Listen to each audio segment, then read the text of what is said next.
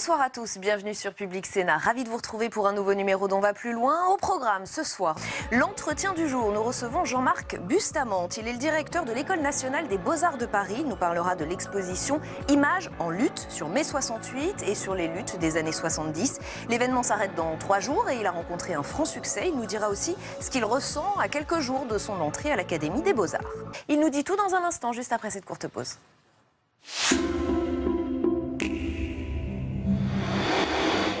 Le vide, ça vous parle, vous, Sylvain Tesson? Abyssum abyssus invocat, le vide appelle le vide. Ouais. C'est une devise d'alpiniste. Il y a dans le livre de Klein ce moment où vous citez la manière dont Houellebecq, de manière assez amusante d'ailleurs, explique qu'en fait il se sent assez bien dans le néant. Mais alors effectivement, c'est une histoire d'utilisation des mots. J'aime beaucoup, moi, cette idée que les mots ont été gravés dans le marbre, mais qu'il y a toute la profondeur qui a changé. Parce que lui, il veut dire le désespoir, en fait. Il parle pas du néant comme d'un espèce de vide qu'on finit toujours par combler par sa propre définition. D'ailleurs, il n'y a pas de définition vraiment du vide, parce que si on dit le vide, c'est ce qui reste quand on a tout enlevé, ben, si on enlève absolument tout, ce qui reste, c'est pas le vide, mais le néant. Donc le vide, c'est ce qui reste quand on a tout enlevé, sauf le vide. C'est QFD. Livrez-vous avec Sylvain Tesson et Étienne Klein, demain à 22 h sur Public Sénat.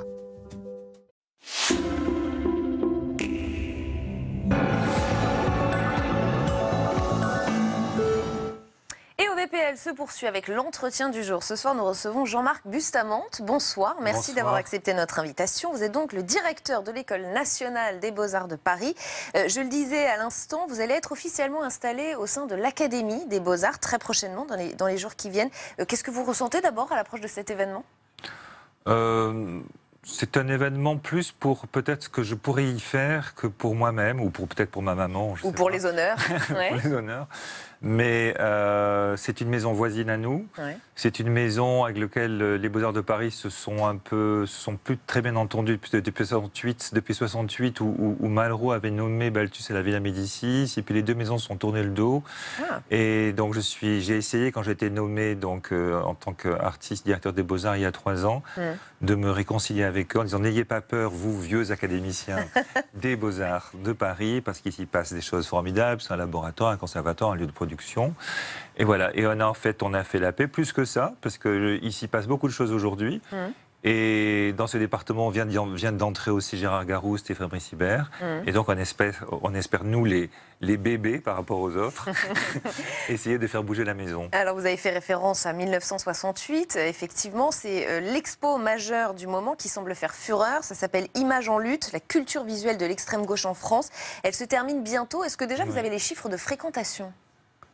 Je n'ai pas les chiffres de fréquentation. En tous les cas, c'est l'exposition qui a eu le plus de succès depuis que les Beaux-Arts existent. Alors, expliquez-nous. Nous étions nous-mêmes très étonnés. C'est vrai que les Beaux-Arts ont été un lieu mythique, symbolique, très important pendant les événements de mai 68, dans la mesure où, à la Sorbonne, on écrivait et aux Beaux-Arts, on faisait des images.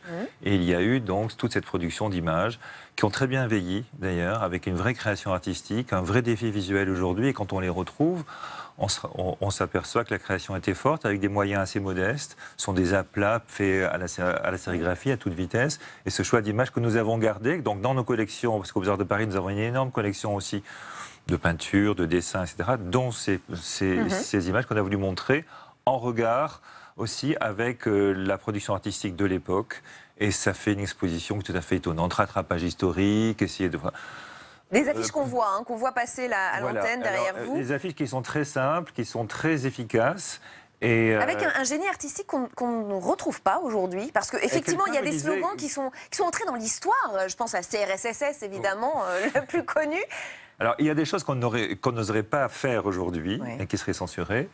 Il y a une manière aussi de dessiner qui est très simple. Et quelqu'un me disait justement cet après-midi, c'est bizarre, on ne voit pas d'image, même dans les images de contestation, une telle maîtrise du dessin. Et voilà, c'est pour ça. On a fait aussi un très très beau catalogue qui a un succès fou. Absolument. Moi, j'avais un tout petit peu peur en me disant, c'est vrai que pour les étudiants aujourd'hui des Beaux-Arts de Paris, 68, il y a 50 ans, c'est comme moi pour la guerre 14-18. et en fait, ils s'y intéressent, et il y a beaucoup de monde, et voilà. L'art souffre toujours un peu d'une image élitiste. Alors, pour le coup, pas du tout cette exposition, mais globalement, quand on parle des Beaux-Arts de Paris, on a l'impression que ce sont des artistes un peu fous, un peu déjantés, à l'art extravagant, qui est un peu hermétique pour la population. Vous, qui êtes autodidacte, qu'est-ce que vous pouvez dire à des jeunes qui se diraient « Ah bah non, les Beaux-Arts, c'est pas pour moi, je suis pas issu du bon milieu ».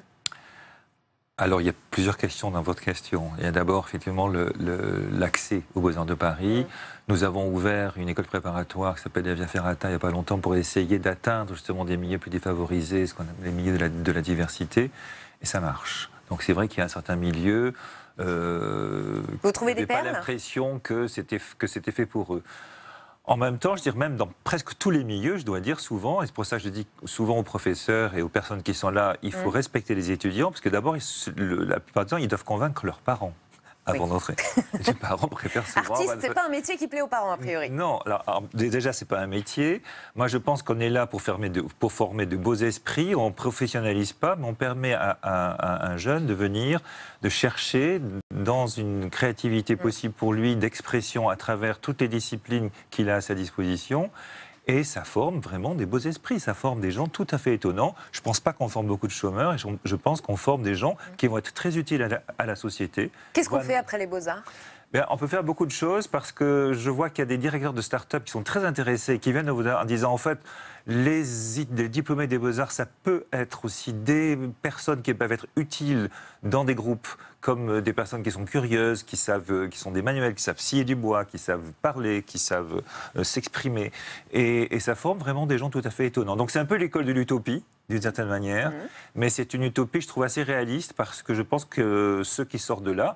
Alors, on souhaite évidemment que beaucoup d'entre eux deviennent des artistes, ce n'est pas le cas. Deviennent des artistes, c'est-à-dire exposent à Paris, exposent dans les grandes galeries. Une carrière et un vrai travail, et on les forme pour ça.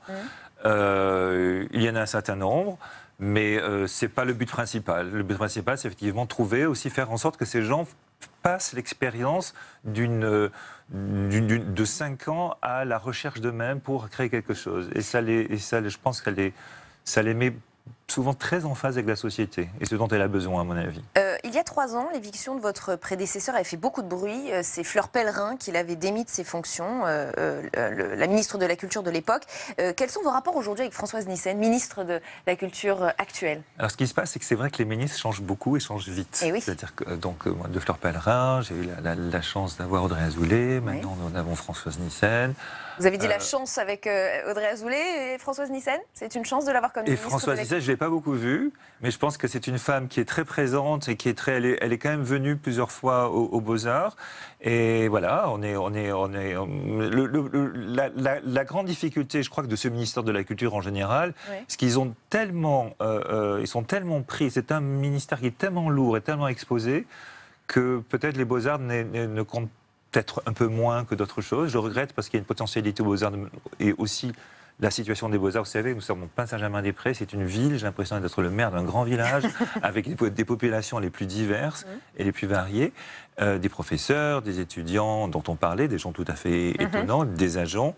Et voilà, de toute façon, ça fait partie de mon métier, d'être en relation avec mes tutelles, avec le ministère. Et j'y suis. Ils viennent de me prolonger d'1 année, parce que j'avais des projets, même si j'ai un peu dépassé la limite d'âge. Et avec l'Élysée, en quelques secondes, votre rapport au couple présidentiel que l'on dit féru d'art. Peut-être avez-vous d'ailleurs eu la visite de Brigitte Macron ?